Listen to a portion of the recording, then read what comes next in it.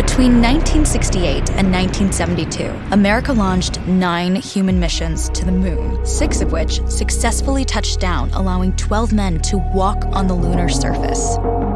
NASA's next chapter of lunar exploration, called Artemis, has the task of not just going to the moon to create a long-term human presence on and around it, but also to prepare for ever more complex human missions to Mars. In short, everything we must be able to do here, we must first do here. So, what will an Artemis mission look like? Everything is designed and tested with our most important element in mind, the astronauts. This is their deep space, human-rated spacecraft called Orion, built in 3 parts. The crew module, where up to 4 astronauts will live and work throughout the flight. The service module, with life support systems for the crew and its own engine and fuel reserves. And a launch abort system, with engines capable of pulling the crew module to safety during launch should anything go wrong. To accomplish the task of launching our crew and heavy payloads, NASA is building the Space Launch System, comprising of a cargo hold, an exploration upper stage, a massive core stage, and 2 extended solid rocket boosters. Altogether, this is the world's most powerful rocket, and it exceeds the legendary Saturn V of the Apollo era in numerous ways.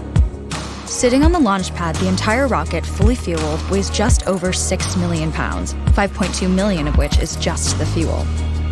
Once ignited, there is no stopping what comes next. All 4 RS-25 engines and the 2 solid rocket boosters come to life, thundering our crew upwards. 2 minutes after ignition, the solid rocket boosters are spent and released.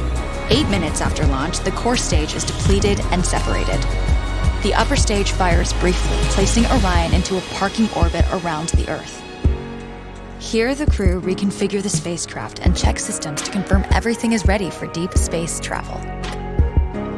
With a go from mission control, the crew reignite the exploration upper stage engines to leave Earth entirely. The exact timing of this maneuver is critical to reach a speed that can escape Earth's gravitational pull, but also put Orion on a course that will intersect the moon days later. Once this burn is complete, the upper stage of the SLS is jettisoned and the crew aboard Orion coast for several days toward all that awaits them at the moon. Approaching the moon, we see the fundamental differences between Artemis and Apollo. Instead of requiring Orion to serve as an expendable lunar command module or to carry a constrained lunar lander, the Artemis missions will take advantage of a different approach: pre-staging. Everything needed for lunar missions will be positioned in advance by commercial and international partners. This includes rovers, science experiments, and human-rated systems on the surface. But it also includes a dedicated lunar station in orbit around the moon called Gateway. Here at this station, we can pre-stage a robust lunar lander and establish a strong communications relay. Designed with open standards, the Gateway can be expanded as new missions and partnerships develop, allowing multiple human missions on the moon at the same time and enabling ongoing science to be conducted even between human missions. The Gateway is also capable of adjusting its orbit to allow access to every part of the moon, something the Apollo missions could not do. But the real key in this approach is placing Gateway in a unique halo orbit to perfect the maneuvers needed for Mars missions. And with the growing list of commercial and international opportunities, Gateway is the ideal hub between Earth and all that lies beyond. Returning to our crew as they approach Gateway, the Orion must match the elliptical orbit of the station in order to successfully dock. Once on board, pre-selected crew members transfer to the lunar lander, while those assigned to Gateway remain on station. The lunar lander system itself is built for 3 unique steps: descending from the halo orbit of Gateway down to a low lunar orbit, descending from low lunar orbit to the surface, and once the lunar mission is complete, launching from the surface of the moon and ascending all the way back to the orbiting Gateway.